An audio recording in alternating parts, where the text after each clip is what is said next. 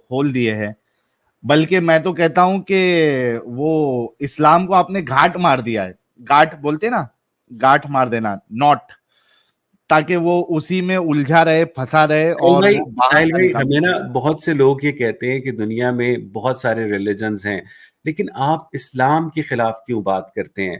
دیکھیں ساحل بھائی، آپ ایک جنگل کے اندر ٹریول کر رہے ہیں، اس میں بہت سارے سانپ ہیں، کوبرا ہے نا، اس میں اژدہا ہے، وائپر ہے، وائٹ رسل ہے، لیکن جو سانپ آپ کو ڈستا ہے نا، سب سے زیادہ چڑ اور سب سے زیادہ نفرت آپ کو اسی سانپ سے ہوتی ہے. تو اسلام نے بیسیکلی میرے بچپن کی معصومیت کا قتل کیا ہے. میں بچپن میں اللہ تعالیٰ سے بہت گڑ گڑا کر دعائیں مانگا کرتا تھا کہ اللہ تعالیٰ میرے میتھس کا پیپر پاس کروا دے، اللہ تعالیٰ میری بایو کمزور ہے اس کو نکلوا دے، ٹھیک ہے. اور وہ مجھے لگا کہ جب تک میں خود محنت نہیں کروں گا تب تک تو میں ان ایگزامز میں پاس نہیں ہو سکتا ہوں. پاکستان اور ساؤتھ افریقہ کا کرکٹ میچ ہو رہا ہوتا تھا تو میں قرآن کھول کر بیٹھ جاتا تھا کہ پاکستان کو جتوا دے، وہ پاکستان پھر بھی ہار جاتا تھا. ٹھیک ہے، تو بیسیکلی ہم نے باقاعدہ اپنی پوری معصومیت میں ہمیں مسلمان کر لیا گیا ہے. اور میں یہ سمجھتا ہوں کہ جس طرح آپ ایک بچے کو 18 سال سے پہلے ٹوبیکو پروڈکٹس نہیں دیتے ہیں، الکوہل پروڈکٹس نہیں دیتے ہیں، ایک بچے کو جو کہ کچا ذہن ہوتا ہے اس کو ریلیجن کے آگے ایکسپوز کرنا، میرے خیال میں وہ بھی ایک چائلڈ مولسٹیشن کی ایک نظریاتی، ایک آئیڈیالوجیکل شکل ہے ساحل بھائی. بلکہ میں تو یہ کہنا چاہوں گا کہ ٹھیک ہے، جس سوسائٹی میں ہم رہتے ہیں، اور ظاہر سی بات ہے کہ موسٹلی جب بچہ پیدا ہوتا ہے تو جس گھرانے میں پیدا ہوتا ہے وہاں کا جو اس گھر کا جو ریلیجن ہوتا ہے، آئیڈیالوجی ہوتا ہے، ظاہر سی بات ہے کہ بچہ وہی اخذ کرتا ہے. جی اور اخذ کرتا ہے اور پھر وہ اسی کو صحیح مان لیتا ہے، اسی کو سب کچھ مان لیتا ہے. اور اسلام ایک واحد ایسا ریلیجن ہے، کیونکہ آپ باقی ریلیجنز کو دیکھو، باقی آئیڈیالوجیز کو دیکھو تو وہاں پہ آپ کو ایکسیپٹیبلٹی ضرور مل جائے گی کہ بھائی ٹھیک ہے، ہم تو ٹھیک ہے، باقی جو کر رہا ہے وہ بھی ٹھیک ہے. جیسے کہ آپ ہندوستانی اگر کلچر دیکھیں، یہاں پہ آج بھی کئی سارے جو سیکولرز ہیں وہ آج بھی یہی کہتے ہیں کہ سب دھرم ایک ہی بات سکھاتا ہے، جو کہ ایسا ہے نہیں حقیقت.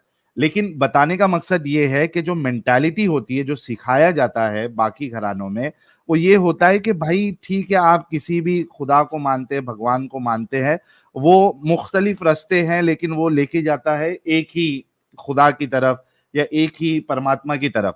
لیکن اسلام ایک واحد ایسا ریلیجن ہے جس کے اندر ایکسیپٹیبلٹی نہیں ہے. وہ اپنے سوا کسی اور کو تھوڑا بھی ایک کہتے ہیں نا کہ ذرہ برابر بھی وہ یہ نہیں کہتا کہ ٹھیک ہے، اس میں یہ طریقہ بھی صحیح ہو سکتا ہے.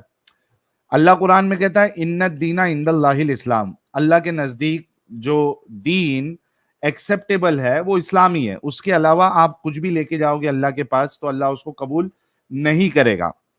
تو یہ چیز تو رہتی ہے. میرا آپ سے یہ سوال ہے، اور جیسے کہ آپ نے کہا کہ جب آپ کے ایگزامز ہوتے تھے، اسٹڈی جب آپ کرتے تھے تو زیادہ بھروسہ آپ کا اس بات پہ رہتا کہ اگر اللہ چاہے گا تو میں نہیں پڑھتے ہوئے بھی، یا مجھے اگر کچھ نہیں آ رہا محنت کرنے کے بعد بھی، تو بھی اللہ میرا بیڑا پار کر دے گا. تو یہ جو ایک مینٹالٹی ہے اس کو ہم کہتے ہیں کہ یہ دماغی اپنگتا ہے. اور مسلمانوں میں دماغی اپنگتا کوٹ کوٹ کے بھری ہوئی ہے. حالانکہ اچھا، کس طریقے سے چالاکی کی اسلام کو جس نے پورا شیپ کیا، بنایا، اس نے کیا مست، کیا دماغ والے انسان تھے وہ. انہوں نے کیا کیا، ایک حدیث میں آتا ہے کہ ایک صحابی اللہ کے رسول سے پوچھتے ہیں کہ اللہ کے رسول، یہ جو اونٹ ہے اس کو میں باندھ کر اللہ پہ توکل کروں یا اس کو کھلا چھوڑ دوں اور اللہ پہ توکل کروں. وہاں پہ چالاکی والا جواب یہ آتا ہے کہ آپ نے اونٹ کو باندھنا ہے اور اللہ پہ توکل کرنا ہے. آپ سمجھ رہے، بہت گہری بات ہے. آپ نے اونٹ کو باندھنا ہے اور اللہ پہ توکل کرنا ہے. یعنی جس نے اسلام کو بنایا وہ یہ چیز اچھے سے جانتا تھا کہ اونٹ کو باندھو گے نہیں تو اللہ بھی کوئی توکل نہیں کر سکتا. پہلے آپ نے جو دنیاوی معاملات ہے اس کا سہارا آپ لے لیجئے، لیکن پھر یہ مینٹالٹی رکھے کہ کرنے والی ذات اللہ کی ہے. آپ سمجھ رہے؟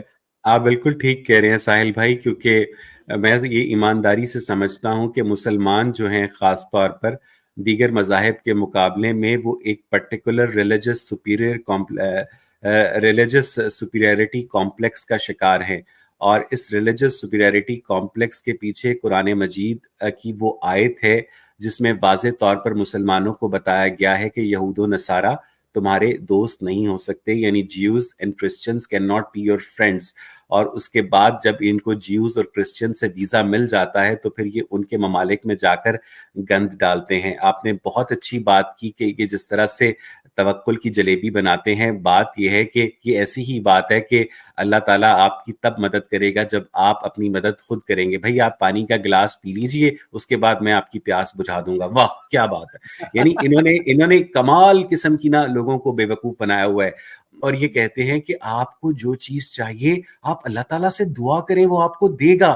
ٹھیک ہے, اب دو ہی صورتیں, یا تو دعا قبول ہوگی یا دعا قبول نہیں ہوگی. دعا قبول ہوگی تو اللہ میاں زندہ باد, اور اگر دعا قبول نہیں ہوگی تو ضرور اس میں کوئی مصلحت ہوگی, وہ اللہ تعالیٰ نے آپ کے لیے آخرت میں نیکی کی شکل میں سنبھال کے رکھ لی ہے.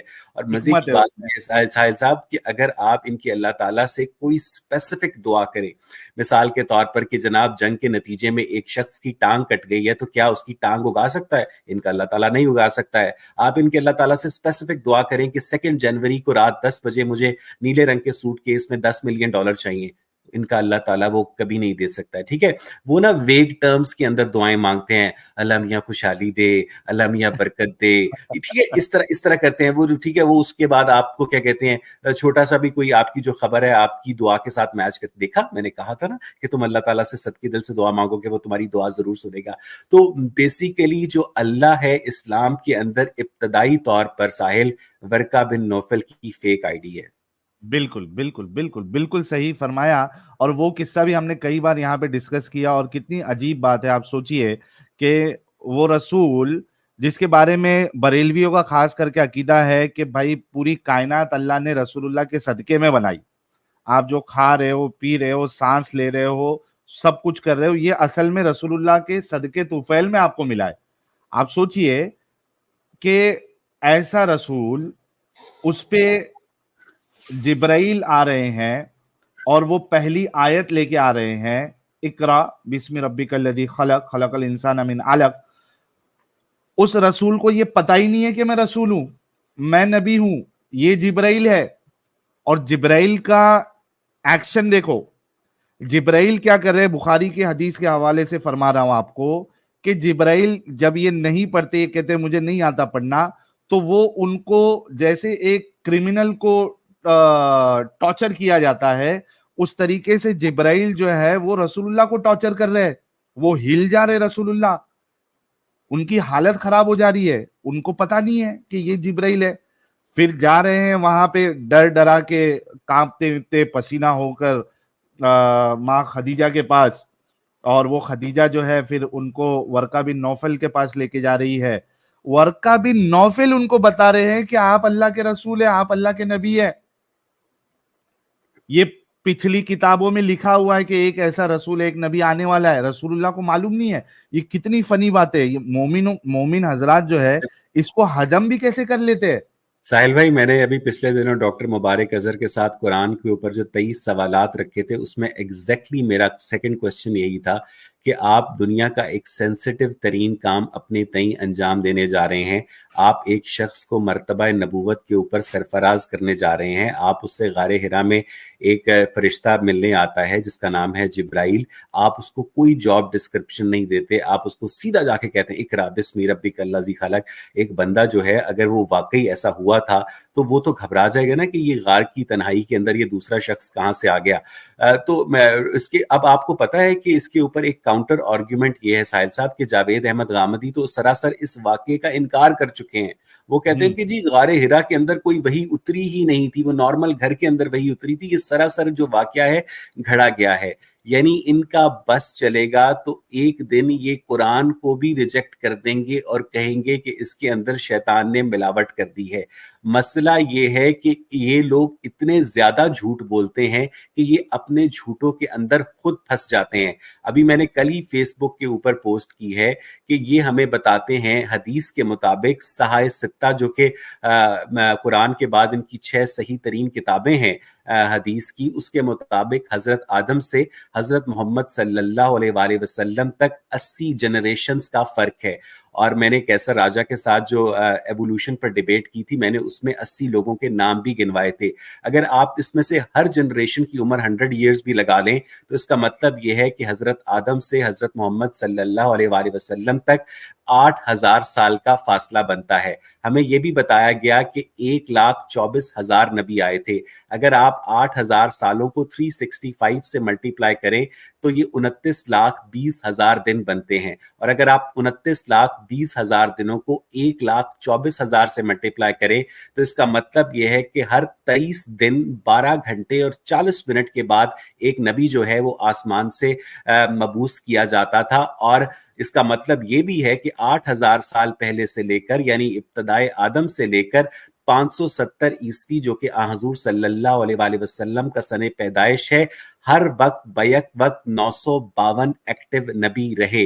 اور سورہ مومنون کے اندر ان کا اللہ تعالیٰ یہ کہتا ہے کہ ہم نے جو انبیاء ہیں وہ سکسیشن میں بھیجے, یعنی ایک کے بعد دوسرا بھیجا. تو بیسیکلی ان کا جو لٹریچر ہے وہی ان کو آپس میں غلط کرنے کے لیے کافی ہے. ساحل بھائی جی, اس پہ تو ہم ڈسکشن کریں گے. مجھے میرا سوال آپ سے یہ ہے کہ آپ کا بچپنا کیسے گزرا؟ آئی مین سوال کرنے کا مقصد یہ ہے کہ آپ کے گھر کا ماحول کیسا تھا, ریلیجیس تھا, اسٹڈیز آپ نے کیا کی, اور اسلام کو کتنا سیکھا تھا آپ نے, کتنا اس پہ عمل کیا, کچھ وہ بتائے. اس کے بعد پھر ہم آگے میرا بچپن ایک نارمل مڈل کلاس کے بچے کا بچپن تھا جو کہ ایک سرکاری افسر کا بیٹا ہے. اس میں مجھ پر اتنی سختی نہیں ہوتی تھی. کبھی کبھی میں جمعہ پڑھ لیا کرتا تھا, کبھی کبھی عید کی نماز پڑھ لیا کرتا تھا. گھر میں قاری صاحب نے ایک دفعہ قرآن جو ہے وہ پڑھا دیا تھا اور 30واں پارہ جو ہے یاد کروا دیا تھا. تو دیٹ واز نارمل. میرے اوپر ریلیجن کے حوالے سے کوئی سختی نہیں تھی. اور میں نے ساہیوال سے میٹرک کیا تھا, اور میں نے گورنمنٹ کالج لاہور سے جو کہ دیو آنند کا بھی کالج ہے وہاں سے میں نے ایف ایس سی کی تھی, اور اس کے بعد پنجاب یونیورسٹی سے بی فارمیسی کی تھی. میں اس سے پہلے ڈاکٹر مدیحہ کے چینل پر بھی یہ کہہ چکا ہوں کہ یہ 2002 کی بات ہے, when I was 19 years old. اور جو مشہور شاعر ہیں فیض احمد فیض, میں ان کے داماد حمیر ہاشمی کے گھر بیٹھا تھا. ایک فیملی فرینڈ مجھے وہاں پر لے گئے تھے. تو حمیر صاحب نا بیئر پی رہے تھے اور کہنے لگے بیئر پیتے ہوئے, young man what is the biggest invention of man? میں نے کہا جی قلم, اور نہیں ہو کھوتیا. میں نے کہا جی پہیا, اور نہیں ہو کنجرا. The biggest invention of man is God. تو میں نے کہا یہ حمیر صاحب پاگل ہو گئے ہیں کہ کہہ رہے ہیں the biggest invention of man is God. لیکن یار ساحل بھائی, ان کی آنکھوں میں میرے لیے جو حقارت تھی یا جو استہزاء تھا یا جو سٹائر تھا کہ اس بچے کو کیا پتا, تو وہ مجھے اندر سے کاٹ گیا. اور میں نے اپنے اندر قسم کھائی کہ میں وہ ساری باتیں پتہ کروں گا جو حمیر صاحب کو پتا ہے. حمیر صاحب ابھی بھی زندہ ہے لاہور میں. تو اس کے بعد میں نے جو ان کے ڈرائنگ روم میں فیض احمد فیض کی لائبریری تھی نا, وہاں پر میں نے جو کتابیں تھیں, میں نے یہ اپنے پاس سے نتیجہ نکالا کہ ان کا جو سارا علم ہے ان کی لائبریری سے آیا ہے, اور مجھے دیکھنا چاہیے کہ یہ لوگ پڑھتے کیا ہیں. تو پھر میں نے ایک سگریٹ کی پنی کے اوپر ان کتابوں کے نام لکھنے شروع کیے. برٹن رسل کا نام لکھا, میں نے ول ڈیورا کا نام لکھا, میں نے باروک اسپائنوزا کا نام لکھا, سبت حسن کا نام لکھا, علی عباس جلال پوری کا نام لکھا. اس کے علاوہ وہ جو علامہ نیاز فتح پوری کی منو یزداں ہیں اس کا نام لکھا. تو مجھے پتا چلا کہ یہ ساری کتابیں تو بہت مہنگی ہیں اور ان کتابوں کو خریدنے کے میرے پاس پیسے بھی نہیں ہیں. تو پھر میرے ابا نے جو مجھے موٹر سائیکل لے کر دی تھی یونیورسٹی جانے کے لیے, وہ موٹر سائیکل میں نے بیچ دی. ان پیسوں سے میں نے وہ کتابیں خریدی اور ایک دوست کے گھر رکھوا دی. گھر آ کر میں نے بتایا کہ موٹر سائیکل جو ہے وہ نا مجھ سے ڈاکوؤں نے چھین لی ہے, اور کہا ہے کہ اگر آپ نے پولیس میں رپورٹ کی تو وہ مجھے مار دیں گے. تو میری ماں نے پھر مجھے ایک ہفتے کے بعد نئی موٹر سائیکل لے دی. 3 مہینے میں نے انتظار کیا. تھوڑا بیچ میں آپ کو ٹوک سکتا ہوں اویس اقبال صاحب, آپ کا فلو تو نہیں ٹوٹے گا؟ جی جی نہیں. اچھا دوستو, یہ کتنی انٹرسٹنگ بات ہے. آپ سوچو کہ اس انسان کو, اور مجھے ابھی ہائمہ جی کی بھی یاد آ گئی کہ ہائمہ جی بھی ریڈنگ میں کافی ان کا انٹرسٹ تھا, انہوں نے کئی ساری چیزیں جو ہے وہ پڑھ لی. آپ سوچو کہ اس بندے کا انٹرسٹ کتنا ہوگا پڑھنے میں, اور کتنا سیریسلی لیا اس نے کہ اپنی मोटरसाइकिल, अपनी बाइक बेच दी, किसके लिए? किताब के लिए। ओ हो, कौन करता है ऐसा यार? बाइक बेचकर, यानी आप सोचो कि जिस चीज से आपको बहुत ज्यादा लगाव है, और जिस चीज की टीनेज आपको बहुत ज्यादा जरूरत है। जरूरत है, लगाव है, और टीनेज में बाइक का क्रेज कितना होता है वो मुझे पता है। मैं हम सब टीनेज से गुजर चुके हैं। भाई ने बाइक बेच दी किताबें खरीदने के लिए। सलूट है भाई, सलूट। तो साहिल भाई 3 महीने मैंने वेट किया और वो सारी किताबें उठाकर मैं घर ले आया। तो मेरी माँ ने पूछा ये किताबें कहाँ से आई? मैंने कहा वो मेरे प्रोफेसर साहब की ना कनाडा इमिग्रेशन हो गई है, तो वो कह रहे थे कि तुमसे बेहतर ख्याल कौन रख सकता है। तो तब मैंने जाकर पहली दफ़ा इस्लामिक हिस्ट्री का इंडिपेंडेंट सोर्सेज से मुताला शुरू किया। और शुरू में साहिल भाई मेरा प्लान ये था कि मैं हुमैर साहब को गलत साबित करूंगा। मैं ये साबित करूंगा कि अल्लाह ताला एक है, कुरान सही है, इस्लाम एक सच्चा मजहब है। लेकिन जूजू मैंने कुरान मजीद का मुताला शुरू किया, तर्जुमा उसका मैंने पढ़ा, तफसीर मैंने मौलाना मौदूदी की तफहीमुल कुरान पढ़ी, तो मैं तो हैरत ज़दा रह गया कि ये सब कुछ क्या उसी किताब में लिखा है। तो फिर इस तरह मैं आहिस्ता आहिस्ता जो है वो दीन इस्लाम से दूर होता गया, और मैं पिछले 21 साल से मैंने कोई रिलीजन प्रैक्टिस नहीं किया। और जो आपने गुफ्तगू के आगाज में ये कहा था कि मैं टीवी चैनल्स पर रहते हुए मैं एथीस्ट था, तो मैं टीवी चैनल्स ज्वाइन करने से भी 6 साल पहले एथीस्ट था, और ये बात मेरी फैमिली के लोग भी जानते हैं। और मुझे उसकी वजह से बहुत ज्यादा फैमिली प्रेशर का भी सामना करना पड़ा। आपके रिलेटिव्स आपसे बात नहीं करते हैं, आपको फंक्शंस पे नहीं बुलाया जाता है, आपको एक सोशल बाइकआउट का सामना करना पड़ता है। आपके जो दोस्त यार बचपन के होते हैं वो आपको ऐसे देखते हैं जैसे आप कोई एलियन हो। मेरे जो मैट्रिक में उस्ताद थे मुझे पिछले दिनों फोन करके कहने लगे कि अवैस मैंने तुम्हारी रिलीजन के ऊपर क्रिटिसिज्म की वीडियोस देखी है यूट्यूब के ऊपर, और मुझे बहुत दुख हुआ है कि तुम मेरे ही स्टूडेंट हो और तुम कहाँ निकल गए हो। तो मैंने कहा सर मैं आप ही का स्टूडेंट हूँ, लेकिन मुझे भी ये बहुत दुख हुआ है कि आप आज से 20 साल पहले जहाँ खड़े थे आप आज भी वहां खड़े हैं। क्या इसका मतलब ये है कि इस्लाम के अंदर क्रिटिकल थिंकिंग की कोई गुंजाइश ही नहीं है? और साहिल भाई कल मुझे ईमेल आई है कि मैंने जो डॉक्टर मुबारक अजहर के साथ कुरान की डिविनिटी के ऊपर 23 क्वेश्चंस किए थे, वो पार्ट 1 था यूट्यूब के ऊपर, अभी भी पड़ा हुआ है, आप भी देख सकते हैं उसको। गवर्नमेंट ऑफ पाकिस्तान का जो इदारा है पाकिस्तान टेलीकम्युनिकेशन अथॉरिटी, उसने रिक्वेस्ट करके यूट्यूब को कम्युनिटी स्टैंडर्ड्स के तहत पाकिस्तान में बैन कर दिया है।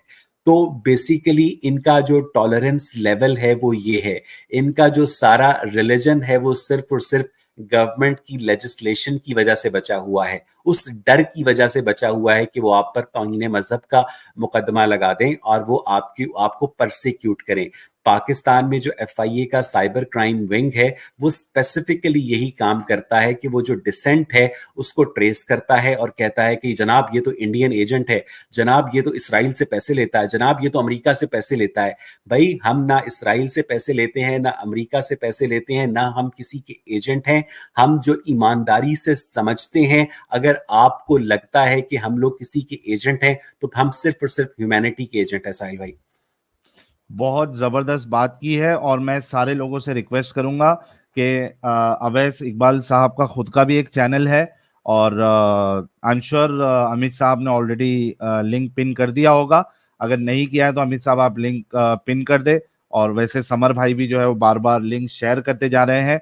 आप सभी लोगों से रिक्वेस्ट है कि अवैस भाई के चैनल को आप लोग फौरी तौर पे सब्सक्राइब कर ले। अभी कितने सब्सक्राइबर हैं आपके अवैस इकबाल साहब? मेरे मेरे मेरा ख्याल है 6,700 के करीब है सर।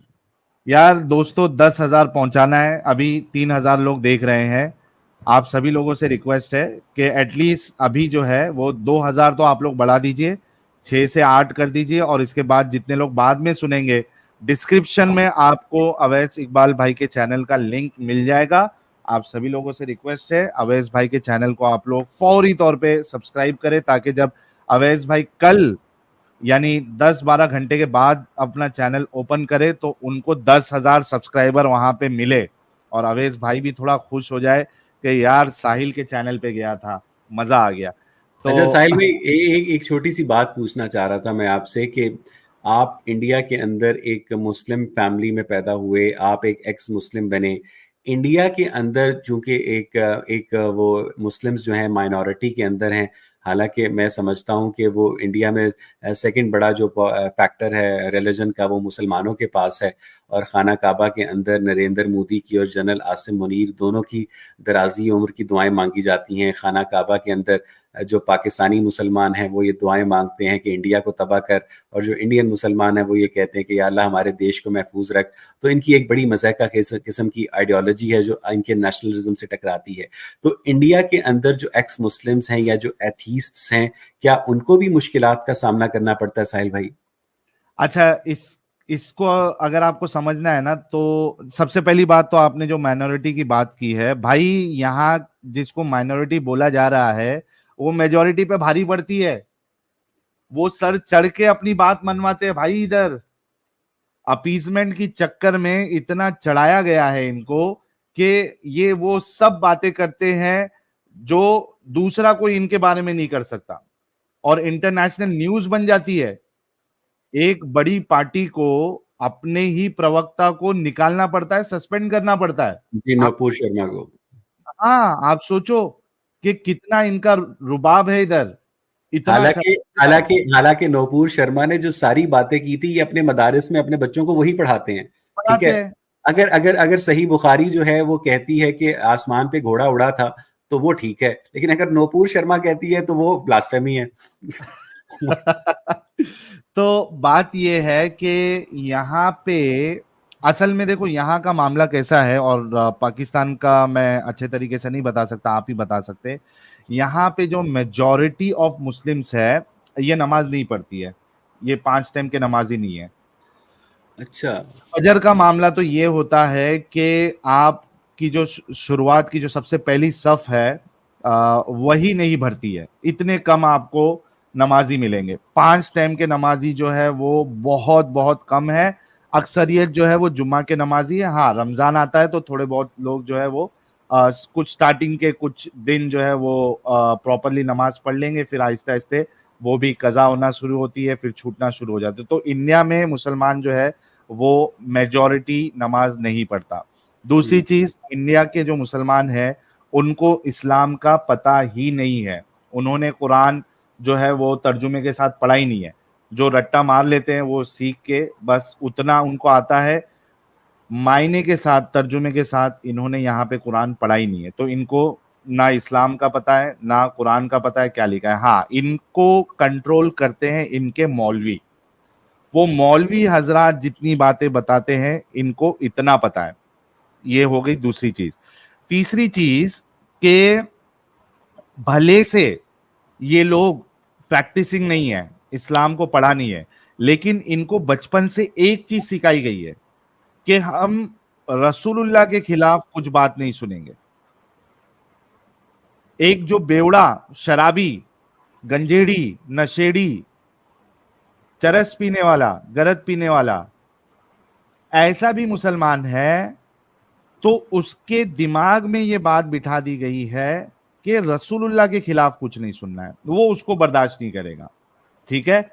تو اور مولوی جو ہے وہ جس طرح سے چاہتے ہیں ان کا استعمال کرتے ہیں، یہ بالکل ایک بھیڑ کی طرح ہوتے ہیں، ان کو جس طریقے سے وہ چرانا چاہتے وہ چراتے ہیں۔ اور اسی وجہ سے آپ دیکھیے کہ جب نپور شرما کا کیس ہوا تھا تو پورے ہندوستان میں ہر جگہ پہ مسلمانوں نے احتجاج کیا تھا، توڑ پھوڑ کی تھی۔ کیوں؟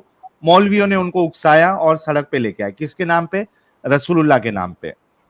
تو جو آپ کا جو سوال ہے کہ کوئی مسلمان اگر ایتھیسٹ ہوتا ہے یا اسلام چھوڑ دیتا ہے تو یہاں پہ اس کی جان کو اتنا خطرہ نہیں ہے اگر وہ صرف اسلام چھوڑ دے، ٹھیک ہے؟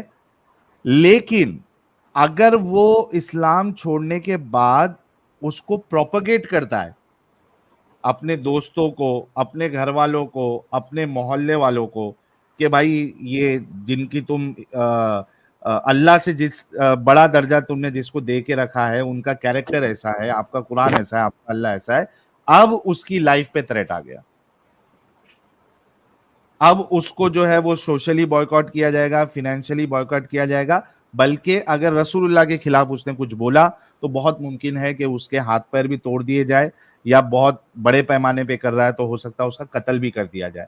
تو ادھر کی سچویشن یہ ہے، اگر کوئی صرف چھوڑ دیتا ہے تو اتنا مشکل نہیں ہے، جان کا خطرہ نہیں ہوگا, لیکن چھوڑنے کے بعد اگر وہ بولنا شروع کر دے تو مشکلات بڑھ جاتی ہے. جی میں ساحل بھائی آپ سے بالکل اتفاق کرتا ہوں, اور اس کی ایک وجہ بہت اسپیسیفک ہے کہ مسلمان جو ہیں وہ بیسیکلی اللہ تعالیٰ کی عبادت نہیں کرتے ہیں, وہ پیغمبر اسلام کی عبادت کرتے ہیں. اگر آپ کہیں پاکستان کے اندر لاہور میں کھڑے ہو کر کہ اللہ تعالیٰ ایگزسٹ نہیں کرتا ہے تو کہیں گے پاگل ہے, لیکن اگر آپ پیغمبر اسلام کی حقانیت کے اوپر سوال اٹھائیں گے تو وہ آپ کو وہیں کے وہیں قتل کر دیں گے. تو بیسیکلی مسلمانوں کے نزدیک چونکہ اللہ تعالیٰ کا کوئی اینتھروپومورفک جو امیج ہے ان کے ذہنوں میں اسٹیبلش نہیں ہو پاتا ہے, جبکہ اس کے برعکس ان کے ذہنوں میں ایک شخصی کریکٹر کا جو اینتھروپومورفک امیج ہے وہ اسٹیبلش ہو پاتا ہے. تو بیسیکلی جو مسلمان ہیں وہ اللہ تعالیٰ کی پرستش نہیں کرتے ہیں, وہ پیغمبر اسلام کی پرستش کرتے ہیں. اور میں کیا کہتے ہیں, میرا ایک موقف ہے ساحل بھائی کہ ہمیں اگر مسلمانوں سے کلام کرنا ہے, اگر ہمیں مسلمانوں کو کہ ریلیجن کی ریالٹی بتانی ہے, تو ہمیں جو اسلام کی جو مقدس ان کے نزدیک شخصیات ہیں ان کے بارے میں الفاظ کا چناؤ جو ہے وہ ذرا مہذب طریقے سے کرنا ہوگا. کیونکہ جب آپ کسی کی مقدس مذہبی شخصیت کو کچھ کہتے ہیں تو وہ اس کے بعد آپ کے پاس دنیا کی 1,00,000 اچھی دلائل ہوں, آپ کے پاس تاریخی حقائق ہوں, وہ آپ کو سنیں گے ہی نہیں. ٹھیک ہے, ان تک اپنی بات پہنچانے کے لیے آپ کو ان کی جو مقدس مذہبی شخصیات ہیں ان کو ہمیں ایک بہت ہی میں کہنا چاہ رہا تھا کہ سویلائزڈ وے میں ہمیں مخاطب کرنا ہوگا. اور میں کبھی بھی اسلام کی مقدس جو شخصیات ہیں ان کے اوپر ڈائریکٹ کرٹیسزم سے گریز کرتا ہوں, تاکہ اسی وجہ سے مجھے پاکستان میں میری جو جان ہے محفوظ بھی رہی. اور مجھے لوگ, حالانکہ میں پاکستان میں ایک پبلکلی ڈکلیئرڈ ایتھیسٹ تھا سر, اور باقاعدہ مجھے میرے آفس میں لوگ یہ کیا کہتے ہیں کہا کرتے تھے کہ یار تو اویس سے بھی بڑا کافر ہو گیا ہے.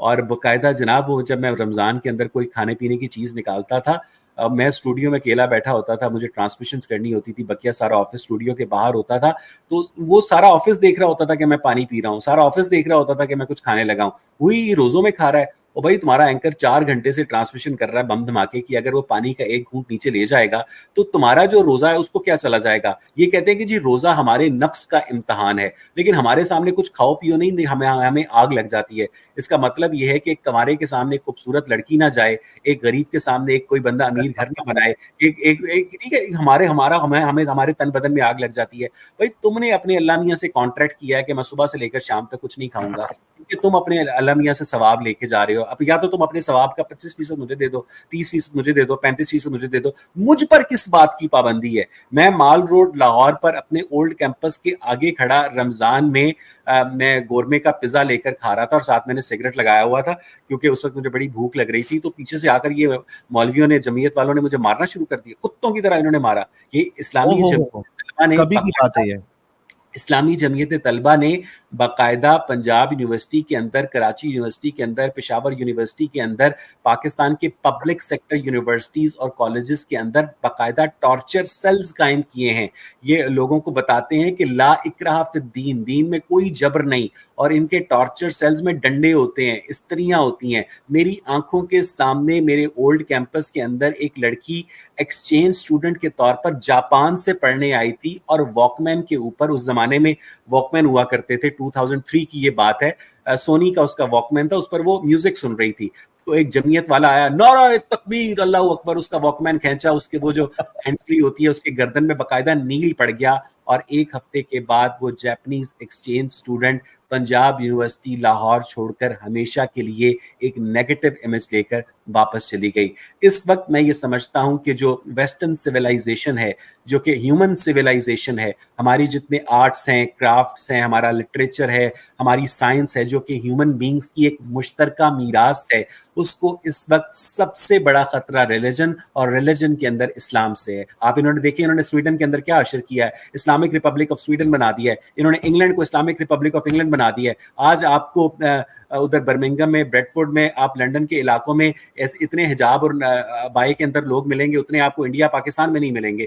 یہ جاتے ہیں, پہلے اسائلم مانگتے ہیں, ویزا مانگتے ہیں, اور اس کے بعد وہاں پر شریعت مانگتے ہیں. بھائی جس ملک میں تم رہتے ہو, اگر اس ملک کے کلچر کو تم پریکٹس نہیں کرنا چاہتے تو کم از کم اس کے کلچر کو, میں نے یہاں پر امریکہ کے اندر یہ میں نے پہلی کرسمس گزاری ہے پرسوں, میں نے اپنے کولیگ کو کہا میری کرسمس, تو وہ مجھے ایسے گھور رہا ہے, وہ انڈیا سے تھا, میری کرسمس کہہ دیا, ہم تو مسلمان ہیں, ہم کیسے میری کرسمس کہہ سکتے ہیں. دوسری جانب یہ حضرت عیسیٰ کو نبی بھی مانتے ہیں, یہ حضرت عیسیٰ کی دوبارہ آمد کے منتظر بھی ہیں, لیکن یہ میری کرسمس ان کو سننا گوارا نہیں ہے. اور میں سمجھتا ہوں ساحل کہ عید الاضحیٰ کے علاوہ جو کہ ایک خونی تہوار ہے, بقیہ جتنے بھی مذہبی تہوار ہیں وہ لوگوں کو ایک حد تک ایک بانڈ دیتے ہیں, ایک کلچرل کنیکٹیوٹی دیتے ہیں. یہ الگ بات ہے کہ ان کی ڈیوینٹی ایگزسٹ کرتی ہے یا نہیں. یہ بھی الگ بات ہے کہ جو کرسچینٹی ہے اس نے بیسیکلی جو سن گاڈ کی ورشپ تھی, متھرا مت 22 دسمبر جو کہ سال کا سب سے چھوٹا دن ہوتا ہے اور سن کی جو ری برتھ ہوتی ہے, اس کو انہوں نے کرسمس کے اندر کنورٹ کر دیا ہوا ہے. لیکن کچھ جو کلچرز ہیں, کچھ جو ٹریڈیشنز ہیں, اگر وہ لوگوں کے اندر خوشیاں بانٹ رہے ہیں, اگر کوئی ہولی منا رہا ہے, اگر کوئی دیوالی منا رہا ہے, اگر کوئی عید منا رہا ہے, تو مجھے نہیں لگتا کہ اس سے کوئی نقصان ہوتا ہے. اصل نقصان تب ہوتا ہے جب آپ